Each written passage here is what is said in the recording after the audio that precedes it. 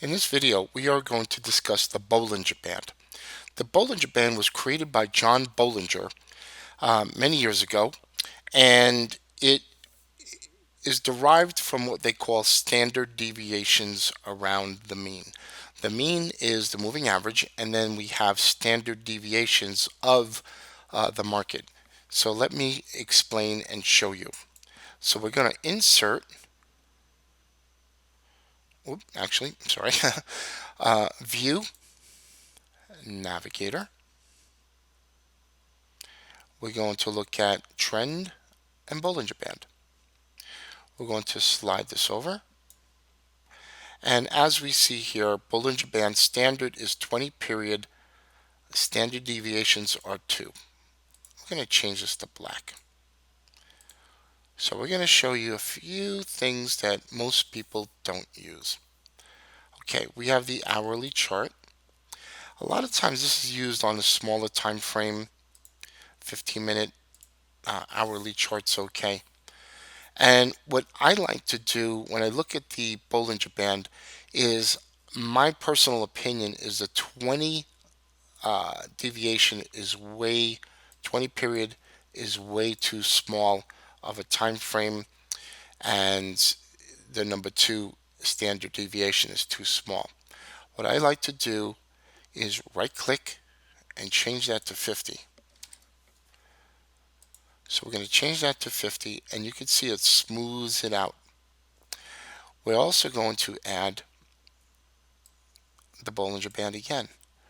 We're going to say 50, and then the deviations are going to be 3.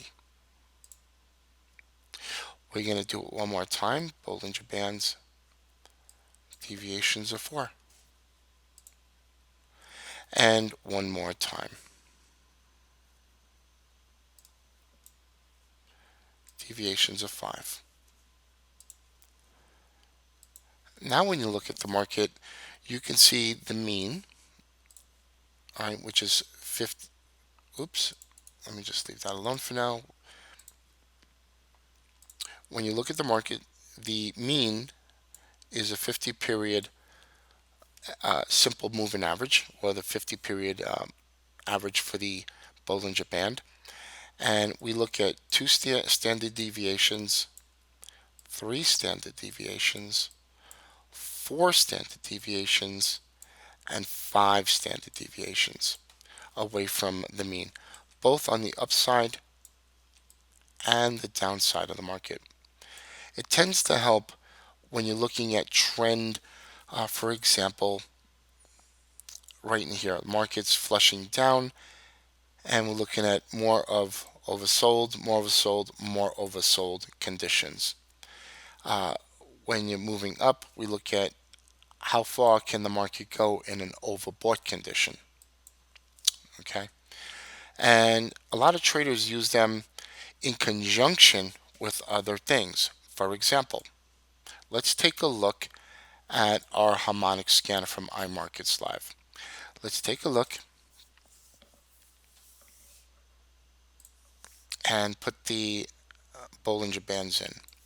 This is at a 5, if you recall. We'll do this at a 4. We'll do this at a 3. And we'll do this at a 2. And I'll show you some. Bollinger Bands are best used with other patterns. Using them alone is not really the best. What I like to do is look at chart patterns with them. I look at prior swing highs and swing lows as we discussed. As you can see, they're pushing into the standard deviations, or the Bollinger Bands, into the sell area of the harmonic pattern that we have, which you're going to use we have education in our library. But when we look at the harmonic indicator, adding these standard deviations, these Bollinger Bands that come right around our entry zone, you can see how the Bollinger Bands tie into the entry zone and how they can become a value to you when you're working with other things. So for instance, EUR AUD hourly 4, and we're looking at an entry area, and it's also in conjunction with the 3 standard deviations away from the mean meaning the moving average, and then 1 standard deviation, 2 standard deviations, 3, 4, 5, which are the Bollinger Band. So this is how the Bollinger Band was designed originally. A lot of traders don't do this. They use just the 20 period with 2 standard deviations, and that's it. And they try to get trades that go within that. My personal opinion is it's too small of a zone to use, and you get more trouble than not. I like to use them in conjunction with other things, and teaching you the Bollinger Bands to use it this way will keep you out of trouble and will help increase your profitability and success when you're trading. Okay, for example, we now have the market going up into the entry area. As you can see, it's moved away from the mean here to here is where our deviations are, where the market's away from the mean. And typically the play is when it goes to the standard deviation, it eventually comes back to the mean, the beginning, the moving average.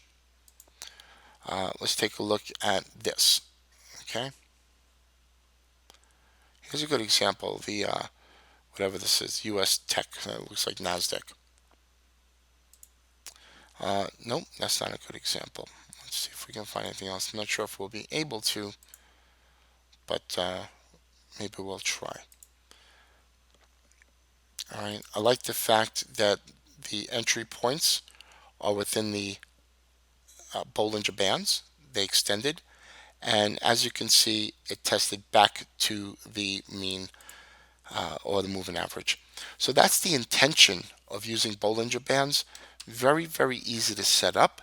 Just watch the video again, and using them this way rather than the standard way, you'll find a lot higher of a success ratio. My name is Christopher Terry, CEO of iMarkets Live, and I hope this video helped you understand Bollinger Bands.